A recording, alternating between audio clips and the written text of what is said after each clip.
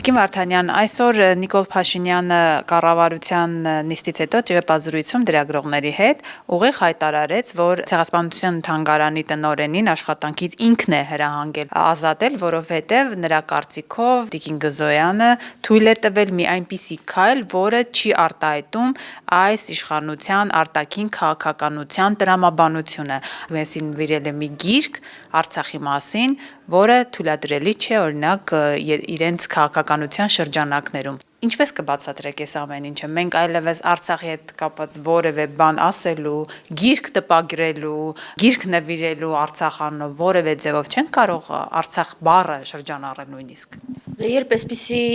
արձանագրումներ ես տեսնում, միակ բանը, որ մտքիդ գալիս է, ուզում ես վեր կենալ եւ գոռալ Սլավա KPSS, որովհետեւ այսինքն Հայաստանում կա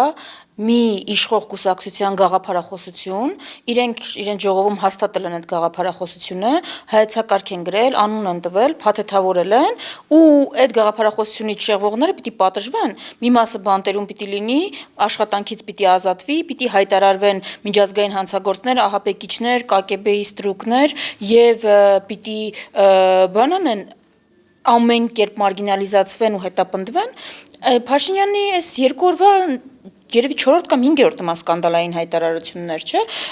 եկեղեցու դեմ բողոքում էր եվրոպական ամենաբարձր ամբիոնից, առանց դատարանի վճիռի հայտարարում էր, որ հանցագործներ կան, պետության դեմ գործող, եկել է այստեղ փաստորեն ասում է, որ գիրք նվիրելը Արցախի վերաբերյալ բան է, սպառնալիք է Հայաստանի համար պարունակում։ Կներեք, եթե որևէ մեկը թեորիապես այսպես պատկերացնենք, որ Ադրբեջանին հպատակ պետություն պիտի ստեղծի, այդտեղ ինչ պիտի տարբեր լիներ, քան Նիկոլ Փաշինյանի առաջարկածն է։ Այսինքն, այն 4-րդ հանրապետություն, որ ասում են Ադրբեջանի արևմտյան Ադրբեջանն է, ինչը տարբեր պիտի լիներ, որ ասում ենք դենացիոնալիզացիայի ծրագիր է իրականացում, դա պիտի հայտարարվի, էլ ոնց Փաշինյանը ապացուցի, որ իր համար հայկականը թշնամական է, իր համար, եւ որ հայկական շահերի դեմ է գործում։ Ինքը ամբողջ կյանքում մեղադրել է տարբեր ղեկավարներին իրենց հակով սահմանադրություն կարելու համար։ Հիմա ինքը սահմանադրություն է կարում այլևի հակով։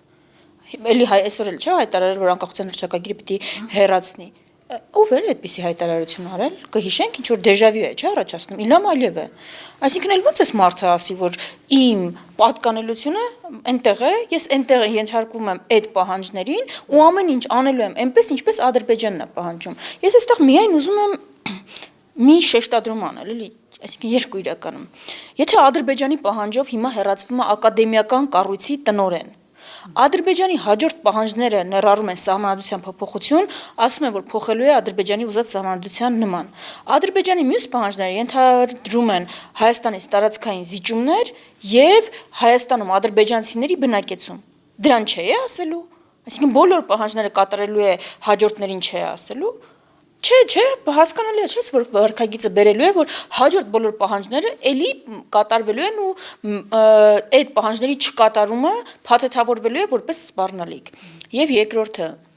նախանշված են Հայաստանում համապետական ընտրություններ։ Յուրաքանչյուր քաղաքացի պիտի իմանա, որ Փաշինյանին տված յուրաքանչյուր քվե Փաշինյանը մեկնաբանելու է որպես carte blanche, կանաչ լույս, արտոնություն այս ամեն ինչը իրականացնելու, հանցակցություն է դա դառնալու։ Ինքը ասելու է, որ ինձ քվե են տվել սա անելու համար։ Սա էլ Ադրբեջանի պատկերացրած պետությունը ստեղծելու համար է ստեղ։ Ինքը դա չի մեկնաբանելու որպես իմ ծրագիրն է լավ եղել, չգիտեմ ուրիշ, ասելու է ես արտոնություն եմ ստացել սա անելու։ Հիմա քանի մարդ կա, որ սրա տակ ստորագրում է։ Քանի մարդ կա։ Ինչ որ այս փաստերը ասացինք, եթե չեն ուզում հավատալ լրատվականներին, ընդդիմադիրներին, այսօր կառավարության նիստը թող նայեն, ուղիղ Փաշինյանի հայտարարությունը լսեն ու բարձ հարց տան։ Մենք ստորագրում ենք այս ասածների տակ, թե չէ։ Այսինքն Ադրբեջանի ուզածով սահմանադրություն ենք փոխելու, Ադրբեջանի պահանջով արգելելու ենք Արցախ բառը օգտագործել խոշոր հաշվով, լավ հաջորդ պահանջները որն է։ Թուրքիայի պահանջով արգելելու ենք ցեղասպանության հիշատակում, հետո գալու է, որ տղամարդկանց անունները պիտի X անունով չանվանակոչենք մեր տղա երեխաներին, էլ ինչ կա, էլի, որ մեզ արգելվելու է, այդ ամբողջ ցանկը կարող են հրապարակել։ Ուզում եմ ասել, այս մի քանի քայլերը այս երկու օրը ասենց հայտարարությունները նույն շղթայի մասն են, դրանք ադրբեջանական ու թուրքական պահանջների կատարման հերթական դրվագներն են դրսևորման, բայց ամենակարևորը մարդիկ պիտի իմանան, որ Փաշինյանին քվետալ նշանակում է այս ծրագրերին այո ասել եւ հենց այդպես էլ մեկնաբանվելու է հիշեք որ վաղարշապատում Փաշինյանը իր վերարտադրվելը ներկայացրեց որպես կանաչ լույս եկեղեցու վրա արշավի ասած ես դրա համար եմ ստացել բայց մարդիկ համայնքի ղեկավար էին ընտրել հիմա 20 այս ընտրությունների վերարտադրվելը ինքը ներկայացնելու է որպես կանաչ լույս արտոնություն այս ամենը իրականացնելու եւ հիմա նաեւ ասում է հոգեվորականների հետ կապված նաեւ Եվրախորհրդում այդ հայտարարությունները նաեւ այսօր ասում է երբ որ գնում եմ եկեղեցի պատարակներին եւ հնչում է Արցախի հանրապետություն դա պատերազմի ուղիղ սպառնալիք է հոգեվորականները հայ առաքելական սուրբ եկեղեցին կանգնած է հայ ինքնության պաշտպանության կողքին եւ դա այդ կառույցի առաքելությունն է դրա համար է ինքը ստեղծվել այդ է իր առաքելությունը պատմական մի հատ կպատկերացնեք եթե պատարակում Արցախի հանրապետություն Արցախ բառը հնչելը պատերազմ է դուք պատկերացնեք Ադրբեջանը պատերազմ սանձազերծի ասի Հայաստանի եկեղեցիներում հնչում են Արցախի հանրապետություն բարակապակցություն հնչում է այսինքն դա կարող է այդպիսի բան տեղի ունենալ դուք այդպիսի նախադեպ գիտեք վաղ միջնադարի մասին չեմ խոսում դուք ժամանակակից աշխարհում այդպիսի նախադեպ գիտեք թե մենք ինչի ենք վճար տալի որ այսինքն հարկ էր տալի քաղաքացիները որ Ալիևի փաստաբանություն իրականացնի Փաշինյանը էլ ինչն է պատերազմի հրձիգություն ասենք բնաջնջենք արցախցիներին կարող է դա էլ է Ադրբեջանը մի օր մեկնաբանի որ պատերազմի սպառնալիք է Ցեղասպանության հուշահամալիրը գնանք բուլդոզերով քանդենք, կարող է Թուրքիան մի օր մեկնաբանի, որ դա պատերազմի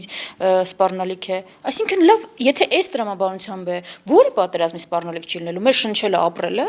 այսինքն Փաստորեն Փաշինյանը հաստատում է, չէ, որ նպատակը դրված է ինքնության ոչնչացումը։ Եթե ինքնությունը չես հիշում, խնդիր չունի Ադրբեջանը եւ Թուրքիան, ինչ ազգանուն անուն ուզում ես, ունեցի։ Եթե ինքնությունդ հանկարծ հիշես, Ադրբեջանը դա պատերազմի սպառնալիք է մեկնաբանելու, այդ ոնց եղավ, որ մեր ինքնությունը մենակ Փաշինյանի ղեկավարման օրոք դարձավ պատերազմի առիթ։ Ադրբեջանը, այսինքն Արցախ բառը ասելուց մենակ Փաշինյանն է ստեղծել այս պայմաններ, որ Ադրբեջանը կարա հարձակվի։ Ու ելի եմ կրկնում, եթե այս դրամաբանությամբ էլ ինչն է սպառնալիք։ Մինչդեռ իրականությունը հակառակ է, երևի Ադրբեջանն էլ չի պատկերացրել, որ կարա այդպես գործողություններ իրականացնի, բայց Փաշինյանը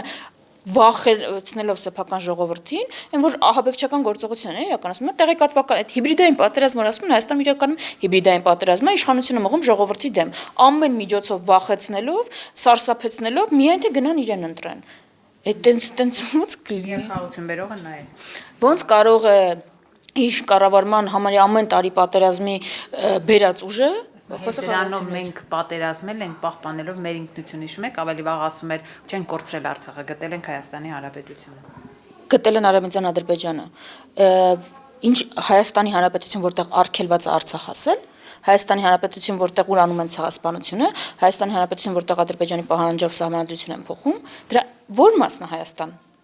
Դրա ո՞ր մասն է, այսինքն Հայաստան, որտեղ Արարատի դեմ արշավ են իրականացնում, այդ ավելի էլի եմ կրկնում, հիշեցնում է Թուրքիա եւ Ադրբեջան։ Եթե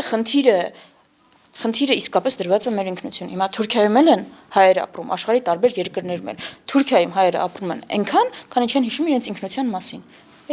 Կարող է Փաշինյանը առաջարկի բոլորով արտագաղթենք Թուրքիա։ Եթե նույն պայմաններն է, չէ՞, ուրեմն դառնում։ Այնտեղ էլ արգելված հիշել ինքնության մասին, ցեղասպանության մասին, Արարատի մասին, ուրեմն Ինչ իմաստ ունի առանձին հանրապետություն պահել, եթե ինքնությունը չես պահում։ Փաշինյանը իմաստազրկում է Հայաստանի Հանրապետության գոյությունը, որովհետև եթե այս ամեն ինչը չի լինելու, իրոք առանձին պետություն ինչ ենք պահում։